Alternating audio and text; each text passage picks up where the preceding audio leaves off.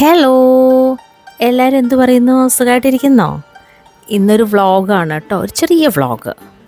ഇപ്പം ഞങ്ങളൊന്ന് പുറത്തേക്ക് ഇറങ്ങുകയാണ്. ജിമ്മിക്കുട്ടനും ഉണ്ട് കൂടെ. ഇന്നലെ അവൻ ഞങ്ങളുടെ കൂടെയായിരുന്നു. അപ്പോൾ ഇന്ന് അവനെ ഞങ്ങൾ പുറത്തേക്ക് പോകുമ്പോൾ അവൻ ഒറ്റയ്ക്ക് ഇരിക്കില്ല, ഒട്ടും ഇഷ്ടമല്ല. അപ്പോൾ അവനെ അച്ഛൻ്റെ അമ്മേൻ്റെ അടുത്ത് ആക്കണം. അവൻ അവിടെയാണ്, ഞങ്ങൾ ഇവിടെ ഇല്ലാത്ത സ്ഥിതിക്ക് അവൻ അവിടെയാണ്, അച്ഛൻ്റെ അമ്മേൻ്റെയും കൂടെയാണ് താമസിക്കുന്നത്. അപ്പോൾ അവനെ അവൻ്റെ വീട്ടിൽ അവിടെ ഡ്രോപ്പ് ചെയ്യണം. അപ്പോൾ അതിനായിട്ട് പുള്ളി ആദ്യം കാറ് കയറി ഇരിക്കുകയാണ്. കാറിൽ ട്രാവൽ ചെയ്യാൻ ഭയങ്കര ഇഷ്ടമാണ് കേട്ടോ. അങ്ങനെ അവനെ ഡ്രോപ്പ് ചെയ്ത് ഞങ്ങൾ കാലിക്കറ്റ് ടൗണിലേക്ക് വന്നിരിക്കുകയാണ്. ഇപ്പം സിറ്റി എത്തി, ടൗണിലെത്തി. SM സ്ട്രീറ്റിൻ്റെ ഒരു ഭാഗമാണ് ഇതൊക്കെ. ഭയങ്കര തിരക്കാണ്. ഇതൊരു റെയിൽവേ ക്രോസിംഗ് ആണ് കേട്ടോ, സെക്കൻഡ് ഗേറ്റ് എന്ന് പറയും. ഞങ്ങളൊന്ന് ലഞ്ച് കഴിക്കാൻ വേണ്ടി പോവുകയാണ് കേട്ടോ. ഭയങ്കര തിരക്കും ഭയങ്കര ചൂടുമാണ്. ഈ ലെഫ്റ്റ് സൈഡ് കാണുന്നതാണ് കാലിക്കറ്റ് ടൗൺ ഹാൾ. അതൊരു ഐക്കോണിക് ബിൽഡിംഗ് ആണ് കേട്ടോ. അതിന് ഓപ്പോസിറ്റാണ് നമ്മുടെ മാനാഞ്ചിറ. ഇവിടെ എപ്പോഴും വെള്ളം ഉണ്ടാവും. ഏത് ചൂടുകാലത്തും ഇവിടെ വെള്ളം ഉണ്ടാവും, വറ്റുകയില്ല. കാലിക്കറ്റ് സിറ്റിയിലേക്ക് ഉള്ള മെയിൻ ഒരു വെള്ളം സപ്ലൈ ചെയ്യുന്നൊരു സ്ഥലം അത്. പണ്ട് സാമൂതിരി ഉണ്ടാക്കിയിട്ടുള്ള ചെറിയാട്ടോ അത്. ഇതും ഒരു ഐക്കോണിക് തിങ്. കാലിക്കറ്റുമായിട്ട് അസോസിയേറ്റ് ചെയ്തൊരു പിക്ചർ വരുമ്പം ഈ ചെറിയും ഇതിന് കൂടെ തന്നെ ഉണ്ടാവും. അങ്ങനെ ഞങ്ങൾ ഊണ് കഴിക്കാൻ വന്നിട്ടുള്ളത് നമ്മുടെ കാലിക്കറ്റ് പാരഗണിലാണ്.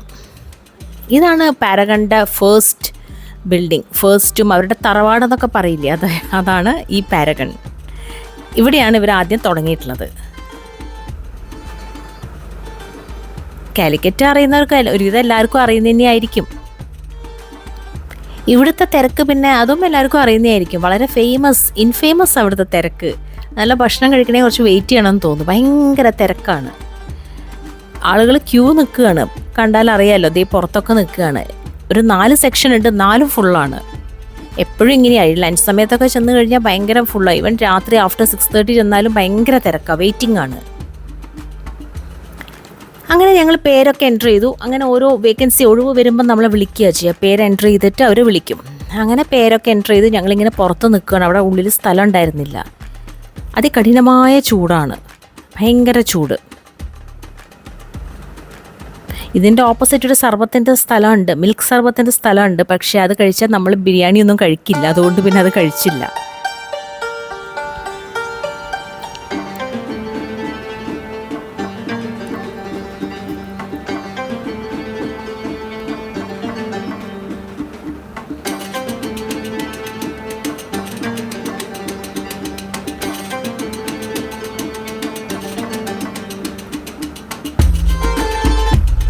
അങ്ങനെ 1 hour വെയിറ്റിംഗ് ഒക്കെ കഴിഞ്ഞ് ഞങ്ങളുടെ സ്ലോട്ട് വന്നു. അപ്പം ഞങ്ങളെ വിളിച്ചു. വളരെ സന്തോഷമായി ഉള്ളിൽ കയറാൻ. തണുപ്പാണല്ലോ, AC-ൻ്റെ ഉള്ളിലിരിക്കാൻ നല്ല സുഖമായിരുന്നു. അത്രയ്ക്കും ചൂടാ പുറത്ത്. അങ്ങനെ ആ സന്തോഷം മുഖത്തും കാണാനുണ്ടായിരുന്നു അല്ലേ.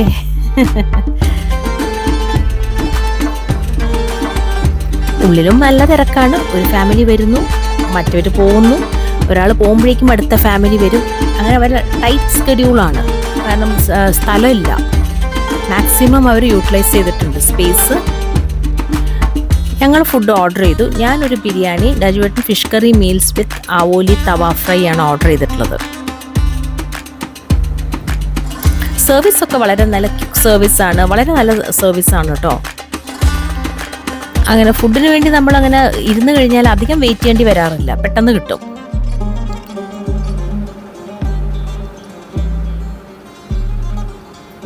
ഞങ്ങളുടെ ഫുഡൊക്കെ വന്നു.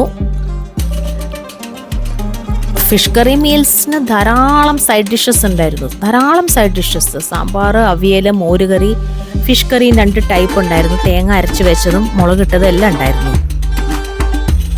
പിന്നെ കൊണ്ടാട്ടം, തൈര്, പായസം ഒക്കെ ഉണ്ടായിരുന്നു. ബിരിയാണീൻ്റെ കൂടെ ചമ്മന്തി, ഡേറ്റ്സ് ചട്നി, റൈത്ത ഒക്കെ ഉണ്ടായിരുന്നു. പപ്പടം ഉണ്ടായിരുന്നു കേട്ടോ. പാരഗൺ ബിരിയാണി പിന്നെ പറയേണ്ട കാര്യമില്ല, എല്ലാവർക്കും അറിയുന്നതാണ്. അടിപൊളി ടേസ്റ്റാട്ടോ, ഒരു രക്ഷയില്ല. ഇത് കഴിക്കാൻ വേണ്ടിയിട്ടാണ് ഇത്രയും വെയിറ്റ് ചെയ്ത് ചൂടും കൊണ്ട് നമ്മൾ പുറത്തു നിന്നത്.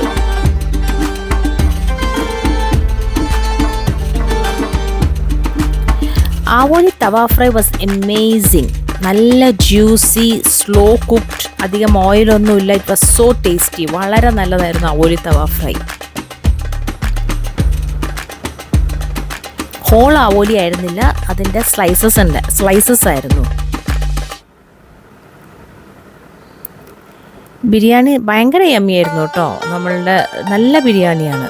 എനിക്ക് ഇവിടുത്തെ ബിരിയാണി ഭയങ്കര ഇഷ്ടമാണ്. കുട്ടികൾ എപ്പോഴും നാട്ടിൽ വന്നു കഴിഞ്ഞാൽ പാരഗണിൽ പോവാതെ അവരുടെ വെക്കേഷൻ കംപ്ലീറ്റ് ആവില്ല. ആര് നാട്ടിൽ വന്നാലും പാരഗണിൽ പോകണം. 1-2 പ്രാവശ്യം പാരഗണിൽ പോവും. ബിരിയാണി കഴിച്ചാലേ അവർക്കൊക്കെ ഒരു സമാധാനമാവുള്ളൂ. ഈ ചമ്മന്തി എനിക്ക് ഭയങ്കര ഇഷ്ടം. നല്ല കോമ്പിനേഷനാണ് ബിരിയാണിയുടെ കൂടെ.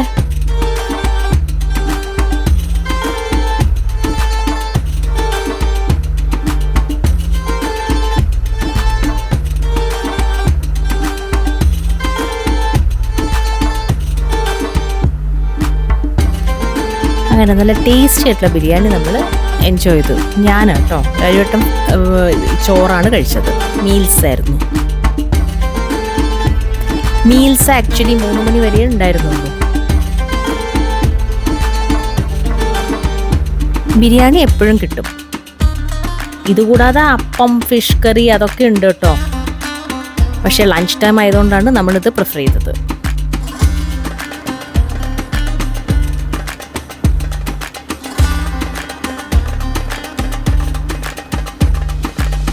ഇത് കഴിഞ്ഞ് ഡെസേർട്ടിന് നമുക്കൊരു ഇളനീർ പുഡിംഗ് കഴിക്കണമെന്നുണ്ടായിരുന്നു. പക്ഷേ 2 ഫുള്ളായത് കാരണം അത് കഴിച്ചില്ല. അങ്ങനെ ഒരു ഹാർട്ടി ലഞ്ച് കഴിച്ച് മനസമാധാനത്തോടുകൂടി വീഡിയോ ഇഷ്ടമായി ഷെയർ ചെയ്യാനും ലൈക്ക് ചെയ്യാനും സബ്സ്ക്രൈബ് ചെയ്യാനും മറക്കരുത്.